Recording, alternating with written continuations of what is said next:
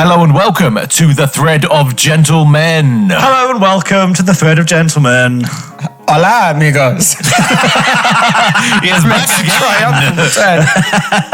El Señor Molestio.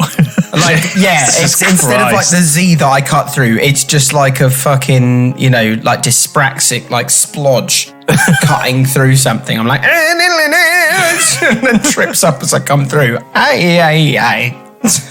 Muchos molestio.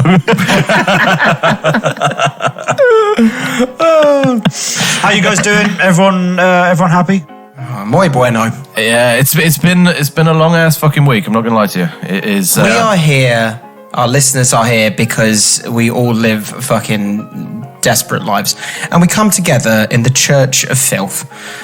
That is honestly, there's a new T-shirt. Look, we all agree that this podcast is the Omaha Beach of jokes. Sometimes the flap just goes down and it's bodies, but we will take the day. Fucking hell. The Omaha Beach. Fuck me, this is a live one today. There was an episode, I think it was a couple of episodes ago, where you described someone getting bummed as Dresden bombings. That caught me off guard. Yeah. No, I was re-listening to episode 2 of season 3 earlier today, and you said something. You told someone's vagina. I don't know how the hell we got on that topic. It's just like it was like buckshot to a lamb. I was laughing on the underground. It was not good. Oh. People were looking at me. It was the morning. Yeah, they're just like, what? And you go, don't worry. It's fine. You wouldn't get it. I think if you were to repeat it, it could be seen as a hate crime. Especially on the underground. See it, say it, sort it. Oh, right. Guys, on that note, shall we get into some style reels? Sorry. Hello and welcome to the Thread of Gentlemen, a podcast where we take a kamikaze dive into the best and often worst tales the internet has to offer. I'm Johnny. I'm Ben. I'm Charlie. And without any further ado, I think we need to get this show started.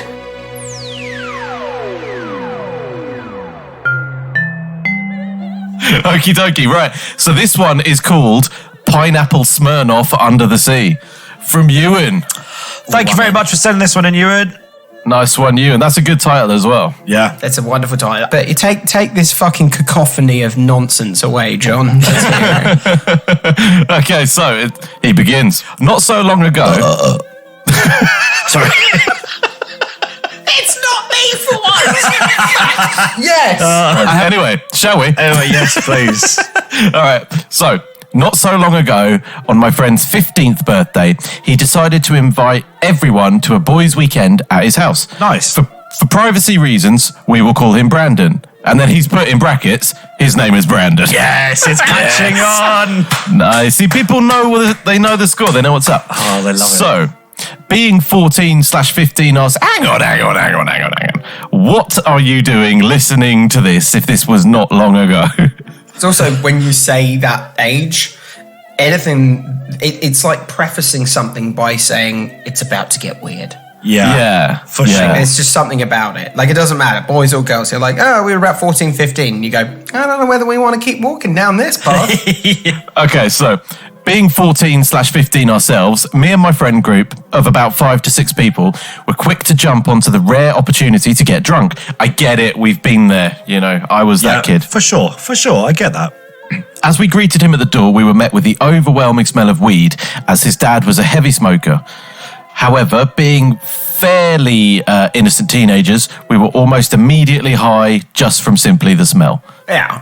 That sounds about right. Anyway, after getting bored of FIFA, Call of Duty and other teenage gems fairly quickly, Brandon had the genius idea of getting out his dad's professional poker set. Nice. This is a good night. This is a good great night. Fuck yeah. Kids having fun. That's what I like. Exactly. That sounds weird. Made it weird by saying it. You did. And now we're going to leave an awkward 4.5 second pause. Oh. Let that be a lesson to you. Right. Obviously, none of us had ever played poker, and the real fun only set in after the beer and cider was handed out. Of course. Do you know what? This is sounding like a great 14/15-year-old night. Yeah. Order a Domino's and I'm fucking there. You know? Oh, God. Yeah, take me back. It'll be good times. Yeah. Soon after, shots of vodka appeared out of nowhere. Oh, yeah. As a 15-year-old, I've had beer before, but tonight was the first time that I'd ever been exposed to hard liquor. Okay. I'm getting thirsty. Yeah. Yeah, my blood's itching. It's round about that time, isn't it? I'm just like... Oh, the edges of reality are getting a bit sharp for me. Need something just to make the screaming stop. After being called various insults for not having any before, me and another friend decided to have our first shot together. This is great, man. I love this. We're taking a step back. He said various insults for not having it before. It was one insult. Okay, I'll give you a clue. It starts with Percy.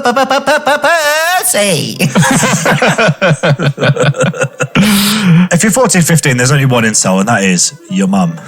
Your mum, yeah. To everything. You haven't done a shot of vodka before? Well, your mum. Do you know what's weird about like 14 and 15-year-olds these days? Apart from Keep going with that sentence to make it better. Yeah. So I've been hanging around with some 14, 15-year-olds. We're starting to take a dive now.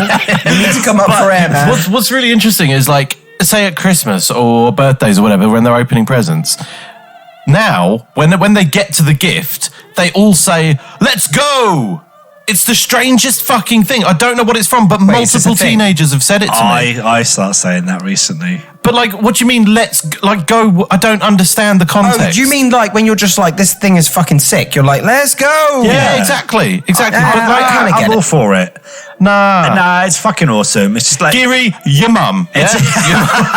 No, but, like, it's just an awesome, like, you know, fuck yeah, let's go.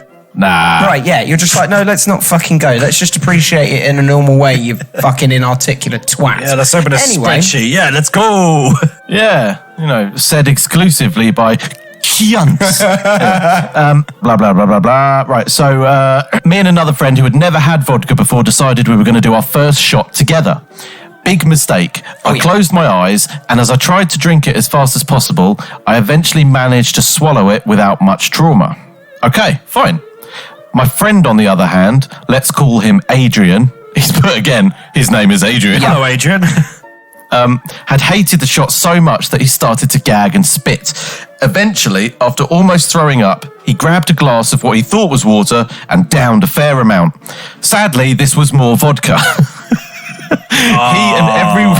Oh, this is going one way, isn't it? And the way is the only way is up. We've all had that shot, by the way, around 1:30, 2 a.m., standard night out in a club, and you have that shot of vodka and you go, about 15 minutes and this is going to end the fun. Yeah, and it doesn't matter, even if you've been drinking vodka all night, you're like, shot, fine, naughty one. That's the one that's going to get you. Yeah, and that's when you're just like, okay, I'm getting an Uber home, guys. So, so he and everyone in the room could figure out that he was going to throw up. But being in the living room with no sink or toilet, he turned to Brandon's fairly large fish tank. Oh, no. Do you know what? Well, listen, it's better than the floor or a sofa. It's a plan. It's going to be like that scene in Jaws. You know, after they blow up the shark, spoiler alert, you know, after it's been out for 40 years. Fucking catch up. After they blow up the shark and then all the bits like... Oh, Jesus. Yeah. Like those poor fuckers on that Titanic submarine. It's just... That's not good. They paid $250,000 for the authentic Titanic experience. I would argue sinking is part of that experience. He and everyone in the room could figure out that he was going to throw up.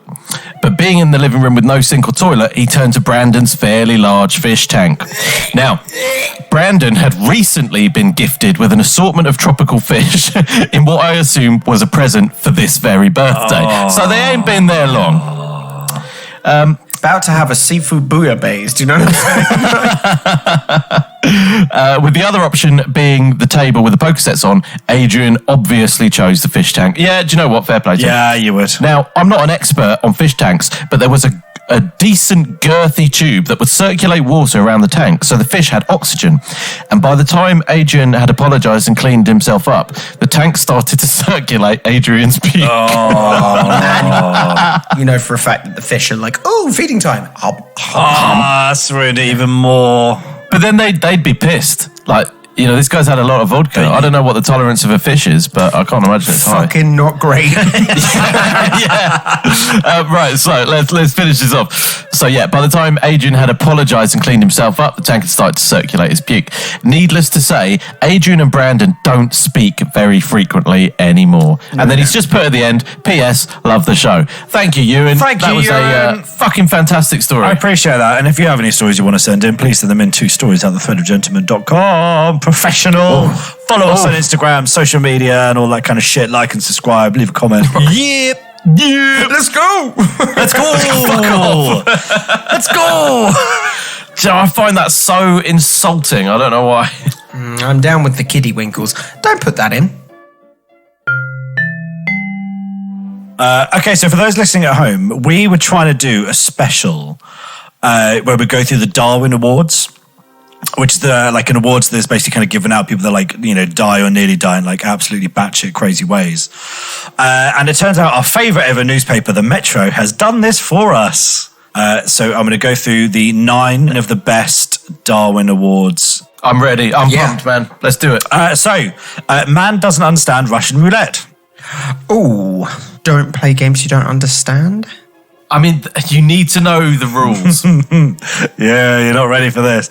Back in the year 2000, a teenager in Texas tried to play an even more dangerous version of Russian roulette.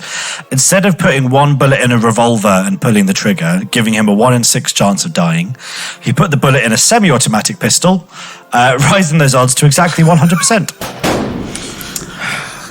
Just when my faith in Americans was coming back. Why?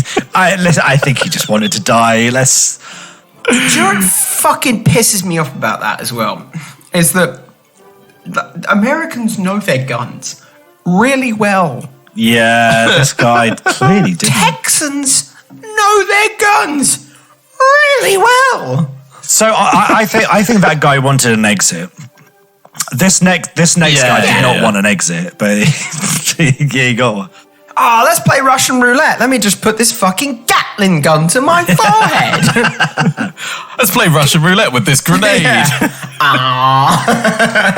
John, speaking of, number 2, using a chainsaw to turn a grenade into firework does not work. A frugal man once tried to save some money by using a grenade to create his own fireworks. For some unknown reason, he decided to use a chainsaw to crack open the grenade and get that sweet, sweet gunpowder inside. Sparks started flying through the air shortly before parts of the man's, well, you get the picture. Fucking great. I'm a big fan of this. I love that. I mean, if I'm splitting hairs here, I realise he probably already owned both of those items, but you're trying to save money. A fucking chainsaw and a hand grenade is not 2 cheap items. I mean, who has hand grenades? I would imagine as well that he did split some hairs. Oh. Moving on. Do you know, just before we move on, so this show is usually quite thrown together, but we did do a little bit of research for the Darwin Awards. I do not recommend going onto the Darwin Reddit because you will just see a lot of people becoming post-human very quickly. And there was a lot of grenade action. People like, I'm going to throw one grenade and just pull the pin off this one and put it in my pocket. And very quickly, the pocket is 30 feet away from where it started. So you know what? The thing is, God, this is where I walk myself into a trap. I find that I think I understand the grenade itch. Okay. Because, all right, let's just assume this is in America, because grenade. There's not many scenarios where you could let a grenade go off, right? Yeah, no, there is. Ooh. There is. Say you're an American and you're near a field. It's a great start. Grenade? Yes, but this is the thing. Grenades, I also imagine, are probably worth like $50, maybe $100 a grenade. I don't know. Never had a grenade. But I'm assuming that they're not cheap. But, you know, sometimes you got to pay the price for a nice grenade. I would just buy a firework. But that's my point. point. So this guy's gone to the thing where he's looked and he's been like, I wonder. And you're like, yeah, well, you don't have to because, thing go boom. Yeah. But, I appreciate that he had whimsy and that he had he was on a quest for wisdom. What is inside that grenade? How can I change it? Quest for wisdom. And now he's just a human pile. Yeah, just like sort of shark bite out of the side of him that's just gone in that direction. He's fertilizer for the field. He's expanding his horizons by becoming part of it. This is just dumbass culling. That's all it is. Yeah, exactly. It's improving It's culling season, and they're just It's improving the gene pool. So thank you for your sacrifice. And painting a wall, Cobain style. So man tries to fight a lion and loses. I love this one. I shouldn't love this because he, rest in peace. An Australian kung fu master told his class in 1996 that they were good enough to take on lions. Clearly, this encouragement was not supposed to be taken literally. One student took the words to heart and headed to his local zoo. Many shocked zoo visitors reportedly saw the ensuing fight, but we'll leave the details up to your imagination. Mistakes were made. No, don't. I want to know. great. How did it tear his fucking arsehole out? Yeah, he's seconds. He's been eaten. Seconds into that fight. Do you know what's so bad about that as well? Aren't like lions in zoos. They're not sedated, but they're just so fucking not in the world anymore. They just sit around. They're like, fuck, steak is coming soon. Yeah, exactly. So you had to go over and probably start pushing that fucking thing and being like, "Oi, dickhead, let's have a fight." Why? Because fucking Mr. Miyagi told you to go have a fight with a cat. It's fucking great. Do you know what I'm here for? Fuck 'em. Okay, homemade bungee jumping cords don't work as well. First, the intrepid young fella used tape to fix two different bungee cords together. Then he cut them to measure the exact height of the bridge he wanted to jump from. He tied the cord to his car and jumped to his abyss, forgetting that the bungee cords are designed to stretch. Anybody else get that image in the head of Jackass where the guy bungees with a fucking pair of pants out a tree? Yeah, that was really good.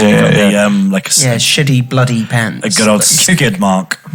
Ooh, that guy who did that became a skid mark. Yeah. It's hard to feel sorry for people when they actively put effort into their own fucking dumb way to die. This one's really good. Terrorist opens his own letter bomb. Oh, please tell me it was like return to sender. Return to sender. Like It not does at this actually address. say it. Iraqi terrorist, whatever your name is, because you're a prick, decided to send out a letter bomb in 2000. Not being the brightest of sparks, he forgot to put enough postage stamps on the letter, meaning it came back to the return to sender address. The guy was so happy to receive some post that he ripped it open. His career in terrorism ended there. Oh, what a fucking muppet. I'm such a fan of that. I really am. But doing that in Baghdad or wherever, you can get away with that. You can't do that in this country because it would get lost in the fucking postal system. Oh, I dig at the fucking Royal Mail. I love it. And it'll end up in one of those warehouses where some scurvy cunt's going to fucking bid on a pallet of lost shit. You're going to be like, I've got a washing machine. I've got some Under Armour even though I'm 36 stone. A letter here. Bang, bang. I like that he was from a small northern town, by the way. Yeah, indiscriminate. He didn't go northern for the town. fucking Bromeo, opened up the mail and thought, oh shit, boom. Oh no. That was the best Brummy accent I've ever heard in my life. Even the boom was in fucking Brummy. Right. Darwin? Bulletproof glass isn't idiot-proof. I know this one. Yeah, I love this this one's a one. classic case of check this out, guys. Another, let's go. High-flying lawyer Gary Hoy loved telling his buddies that the windows in his Toronto office were bulletproof and unbreakable. One day, he decided to prove his theory by running into it at full pace. The shocked clients could only watch as Gary crashed through the unbreakable windows and ended up on the pavement 20 floors below. So that's a smart guy. Because he's a fucking lawyer. I mean, he's been told that information and he's going to be just like, yeah, sweet, let's go with it. Just go with it. So I actually did a little bit of research on this one because I came across it and chortled heartily. So what actually happened was the window itself did not break. He didn't go through the window. The fittings gave way because he'd been showing so many people and like rugby tackling this fucking window. It was like the fitting that broke. So him and the intact window came out. So technically, yes, he was a pillock, but he wasn't wrong. Wasn't wrong. So he still died. And to be fair, I imagine the window did break when it hit the pavement, but he wasn't alive to see it. Well, very briefly alive to see it before it went through his face. Well, for all of our non-structural engineer people out there, is that structural integrity is a thing. It certainly is. It is, man. The window did its job. Did its job, and you know, until much like Pamela Anderson's arsehole, it caved in. One day. Has she got a prolapse? Is that well known? Probably. Come on. Yeah. If there was a candidate for fucking prolapsing, come on. That's the one with the fucking purple cauliflower. Come on. Is that a sock? No. I'm just going to keep going. I will not feel bad about that. Even she's like, going, come on. This one I quite like because I think we've all probably kind of wanted to know like what the limit is. Man tries to recreate Up and it's too successful. Larry Walters didn't. I have thought about this. Haven't we all? The thing is though that like the plan for most people ends at getting up. Yeah. And then what? So, Kip, let me tell you. Larry Walters didn't die during the stunt, but the Darwin Awards still gave him an honourable mention. After attaching 45 weather balloons to an armchair, Larry cut himself loose thinking he would float 30 foot above his garden in California. He miscalculated and rose to an elevation of 10,000 feet. Oh, fuck! Luckily, he brought an air rifle along for the ride and started shooting the balloons, reducing his altitude. He eventually came down over LAX, where he was promptly arrested. Oh, I love it. Probably because he was fucking violating airspace. My big question is, if you make it above 30 feet, if you get to 100 feet, that's when you start shooting. If you got to 10,000 feet... I'll be honest with you. I've fallen through too many garden chairs at festivals to actually believe in the structural integrity of the garden chair. That's a very, very good point. Now, my arse just hit grass, but... Yeah. Oh, do you think it was one of them, or do you think it's one of them proper comfy, reclining garden chairs? John, I don't know whether I need to be the one to tell you this. There's no garden chair out there that is appropriate for aviation. Not for 10,000 feet at all. Imagine like a commercial pilot having to phone that in. Like, okay, what have you seen? Jonathan, I'm going to level with you right now. I haven't got a goddamn clue. Have you ever been to B&Q? Do you know he's the only other person outside of Tony Stark that goes, did you solve the icing problem? Oh, I love it. So just to bring this back to very kind of like Thread of Gentlemen territory. He shit himself. The Metro was kind enough to put an extra at the end. Ooh. This death didn't warrant a Darwin Award, but we thought it was worthy of being included. Earlier this year, a 50-year-old man was taken to a London hospital after getting a sex toy lodged in his anus. Unfortunately, doctors were not quick enough to remove the unusual item and he died of septic shock. Ooh. What was it? Vibrator. I mean, how long and deep does it have to go to cause sepsis? The coroner's report on that one. So, I think... I found it in his lung. Like, it does kind of get sucked up, I think. Yeah, but Jesus. Kip's got a tape measure. So, for those of you listening to the podcast on the go, Kipin has brought props with him. And that was a tape measure. But if you like listening to the Darwin Awards and you have other things that you think we should be listening to, send it in to stories@thethreadofgentlemen.com. Or ping a message anywhere, we'll probably find it. Okay, are you ready? Let's do it. So these are the craziest internet conspiracy theories. It's just fucking batshit, some of these things that people believe. Melania Trump has a doppelganger who follows the president around on official business. In October, several people took to Twitter to question the real identity of the woman trailing behind the president during a White House press chat.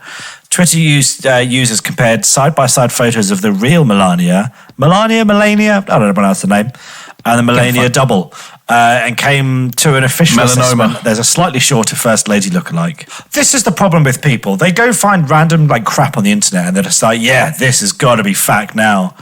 But also, that doesn't surprise me. And that could be true, because imagine how boring her life is to just follow that fucking what's it around, and just every so often just be like, oh yeah, and you got to take a load every now and again.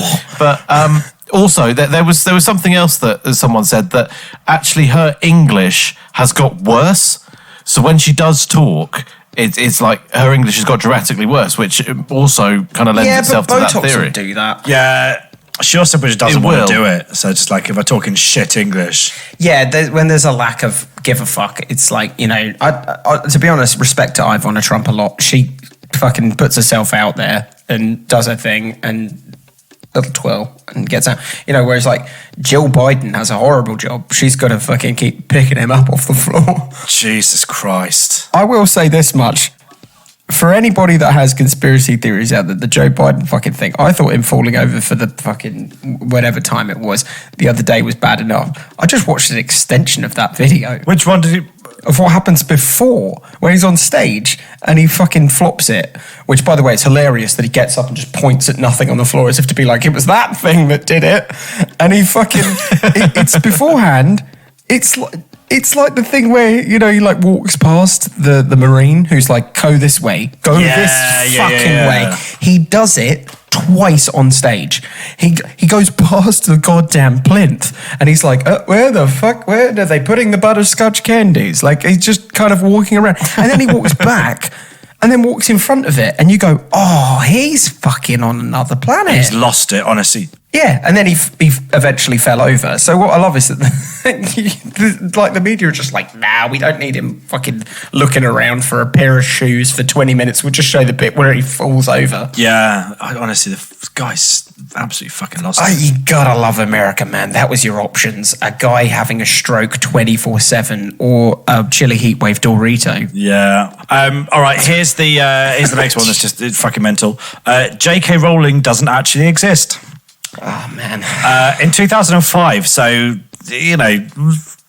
quite recent, Norwegian filmmaker Nina Grunfeld argued that Harry Potter series had been created by an entire industry of writers and that the woman known as J.K. Rowling was only a front. Is it possible that a person can write 6 thick books that are translated into 55 languages and sell them to more than 250 million copies in less than 10 years, Grunfeld Can I weigh in on this one? Because there are many, many ways that I could just share on this, all right? But, I'm actually going to say this much. When you give that many people at a studio a franchise to make successful, you get Star Wars sequels. Yeah. Yeah. You get DC. Studios don't make good films, man. No. I mean, listen, I'm sure she's had editors and other writers kind of be involved and been like, oh, you misspell, bull bag or whatever. Mental. Sorry, I'm on the hunt now to find the word ball bag in any Harry Potter. Chamber of Secrets, page 42. Why would you? If she was a front, if she was fake, why would she be such a homophobic human mudslide? I want to know with any of these conspiracy theories. I'm like, what are they achieving? That's just so much work into something that doesn't fucking matter. Yeah. I mean, anybody's going to say, right, they're going to be like, oh, money. And I go, yeah, but one person writing a book is cheaper than fucking 9 of them. Just, I don't know. J.K. Rowling wrote a fucking book. It got successful. Deal with it. Yeah, exactly. So next one, Finland doesn't exist. It doesn't really, though, does it? This theory it's there, but I mean, the clues in this next part. This theory evolved on Reddit in 2015. There you go. Do you know what I mean? Crazy people have said stuff. A user called Raregans suggested that Finland was a fabricated landmass dreamed up by the Japanese and Soviet Union during the Cold War in an effort to secure fishing rights in the Baltic Sea. Raregans suggested that people who populated the country known as Finland actually belonged to the nations of Sweden, Estonia, and Russia. I don't think this guy's ever been to Finland. The Queen Elizabeth, rest in peace, is a cannibal. Not anymore. Not anymore. Apparently, she ate human flesh to be so vivacious. Not anymore. It's a stretch. So a guy that came up with this, his surname is Humdinger. His name is Hubert Humdinger. And Yeah. No, it's not. Come on. I think that gives all the information we need about that. Apparently, a serviceman at Windsor Castle claimed to discover human remains inside the Queen's private freezer. They were probably just all the people Andrew been muy molestioing. Muchos fingereo. Muchos molestio. Muchos I don't know, when abusio. people get like that aggressive about the royal family, I'm just like, I don't know, do something else. Yeah, do you know what I mean? It's just like, I would get the people who are just like, yeah, maybe it's a pointless institution. Maybe they're not the greatest. Maybe, a little, muchos molestio every now and then. I get that. But when you start going down the route of they're like, yeah, they're eating people, I'm like, why? They can get really good caviar. Yeah, but like, where do people come up with this kind of stuff? Who sits there on the internet and just realize, yeah, you know what? I reckon the fucking Queen was a cannibal. If it was Rasputin, I'd be like, yeah, maybe. Yeah, I believe that. Yeah, like Rasputin survived all of Blah, the blah, things. So stab, you'd be stab. like, okay, yeah, maybe eating people, fine. But the fact of the matter is, either she had a diet change or she ain't a fucking cannibal. Roll her up in a carpet 'Cause, and put her in the river. Yeah, like she's done now. She absolutely is. Charles with his fucking herpes hand. Oh, bless his sausage fingers. What's the next one of this fucking nonsensical? Michelle Obama non-facts? is a man, and she/he murdered Joanne Rivers. The fucking this one was. do you know what? Yeah, it's true. It's fucking true. That's so bonkers. Do you want to guess who came up with this one? You? Alex Jones from Infowars. And it was written by the gay what frogs. the water's make it's making all the frogs gay. I loved it. Was it on Rogan where he's like, listen, the thing is, I'm kind of retarded. I'm a level with you, Joe. I'm kind of retarded. But it's Good so on him. true. The world needs Alex Jones. Alex Jones is the fucking Carolina Reaper in journalists. You just occasionally need one that's going to go bang, don't you? Nearly as weird as this one. The Israeli government has a pack of evil GPS-equipped sharks that they use against the enemies. Yeah, they do. That probably doesn't surprise me, actually. Yeah, do you know what? That's not as crazy as it sounds, because in all of this stuff that's coming out with Russia and Ukraine, obviously they're running out of tanks. They were talking about sending dogs into war, like diseased dogs to spread disease. There are also dolphins. I think this might be the US. They use dolphins for mine hunting and things. So Really? Yeah, I mean, that is true because I need it to be true. Right, let's end this one on a fucking ridiculous one. Do you guys remember the Ice Bucket Challenge from whenever that was, 2014? Yeah, I did it and I feel bad. I do. I remembered all of the times I was nominated and none of the times I fucking I did was it. nominated about 5 times and didn't do it. I did it. But I've got news for you. It was really a satanic ritual. I mean, maybe. Like, it was done pretty much exclusively by twats who were like, oh, this is going to help ALS. No, it's not. You're not donating money. You're just making yourself wet. Yeah, and I was wet. Although it was in the middle of summer, so. It was, but apparently the ALS benefit was a ritual purification cleansing of what would be the largest human sacrifice in history, part of a hidden Illuminati code passed down by Satan himself. Oh, the Illuminati, I forgot about that. Yeah, of course. Yeah. Well, yeah, it's a terrible satanic ritual when you've got a bunch of twats before they go to McCluskey's going, I nominate Tammy and Charisse and Danielle and all of the girls at the salon. Hey! oh, fuck off. Yeah, I did it with a very burly group of rugby guys, and then they fucked me. Do you know what?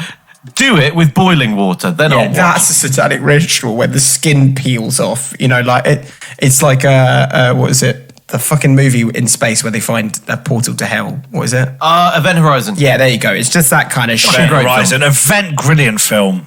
My biggest claim to fame in my waiting career was I served Sam Neill a steak. He came to the hotel I was staying, and served the guy a steak. The man himself from Jurassic Park and Event Horizon. That's a pretty cool claim to fame. It's not some bullshit like I'm at a footballer. Fuck you. Yeah. Sam Neill. Is